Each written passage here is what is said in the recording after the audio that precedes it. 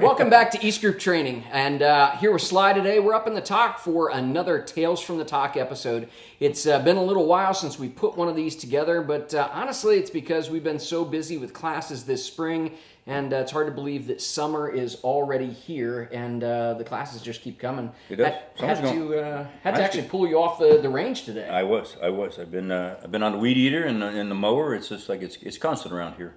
I mean, we try to keep the place looking good. I mean, we try to show professionalism, and we've gotten so many comments from students that come in, and right when they pull in the gate, which is a 500-yard ride from there to the range house, and they say how nice the place looks, and we kind of like to show professionalism right from the gate on in. It's not just when we're teaching, but all the time. It's kind of lifestyle we lead, and we think that's important in the training industry nowadays. But yeah, I really think that when you enter those red gates at the front, from there on in, it's nothing but pride, professionalism, and really set the bar with what it's supposed to look like, and the amount of time and dedication that you have in keeping that way. It's not we're not meeting out at somebody's house. We're not shooting out in some backfield, right. In down a driveway or something that's been converted to a training facility. This right. is, right from the get-go, set up for this. I think if you look at training, and you're training realistically, I said you have to lead your life accordingly in that same manner, in that professional manner. All right, so having the grass trimmed and the weeds cut and everything painted and looking good, it's a lifestyle. It's not a switch you turn on and off. It's a lifestyle we lead, every day of our lives. And so when the time comes, it's easy to adapt to any situation, whatever it may be, and. So we take a lot of pride in that, and it seems to work really good. Been doing that my whole life, and I'm going to continue to do that. I don't compromise on that. It upset me the early part of this year, didn't it? When we had all that rain and stuff, and the rain was I didn't want to hold a class because the place looked like shit to me. Now everybody else said it looked good, but to me, it was crappy. Yeah, the rainy days this spring really threw things off. And I know, having been out here long enough, that there's one thing that does not make Sly happy, and it's rain. Yeah. Either during the class or in trying to get ready, because he not only wants, but he expects a certain level of, it should look this way. Yeah. Because this is how I want it, and if you look good, I think if you look good, train good, it all ties into one another there. It does. I truly believe that, and now the good weather, it's been looking good. Got every thing looking really nice. Got a buddy in from California, and I put him right to work with a paintbrush. He's been painting the backstops and the gates, and really sprucing the place up. So I told him if he wants to eat, he's got to work. So he likes to eat, so he's hitting it pretty hard with that paintbrush. Yeah, it's good to have him out here again. Love having him out for classes, and hang out up here in the TOC afterwards. Yeah. And it's a great time. And this lifestyle, we're very fortunate. We get to meet a lot of people, like-minded individuals, we really had some good people this last weekend. Oh my, yeah. Let's talk about that. Not the whole day long. It just started out. This was our first. Partnered class with Buckeye Firearms Association this past weekend. It was the Intro to Vehicle Tactics, and what do we have, 15, 16?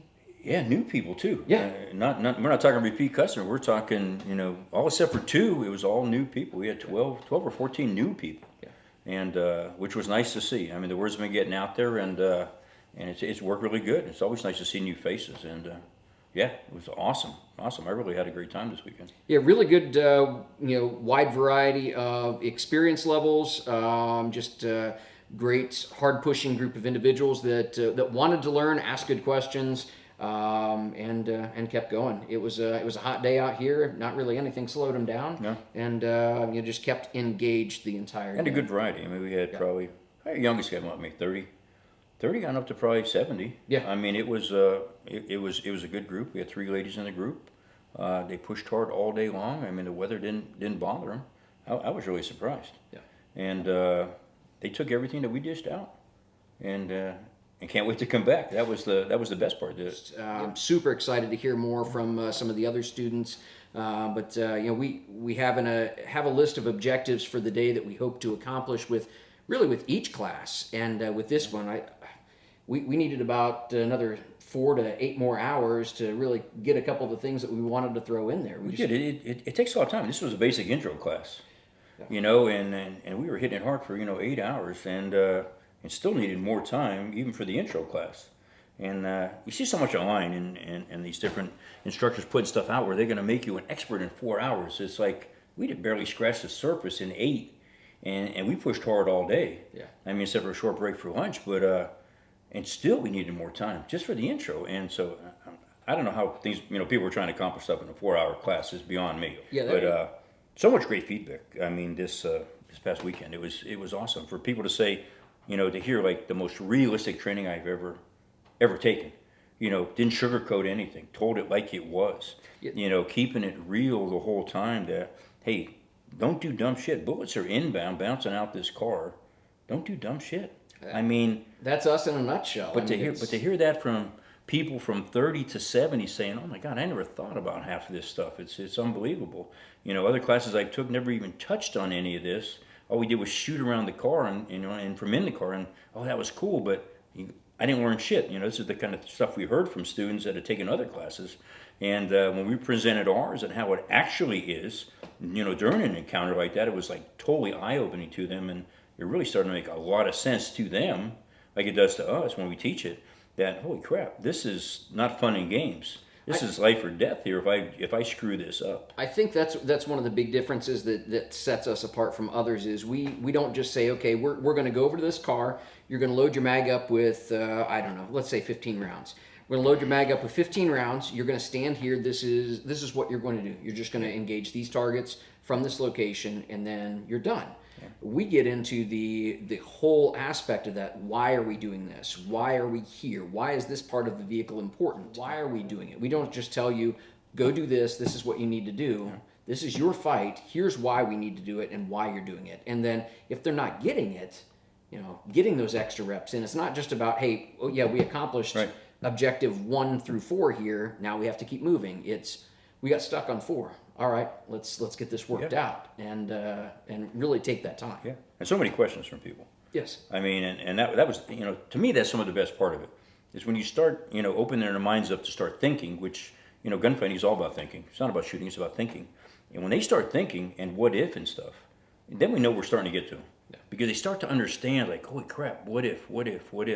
And that's the key, is to always think of what's going on around you and how could I, work through this situation, without getting killed.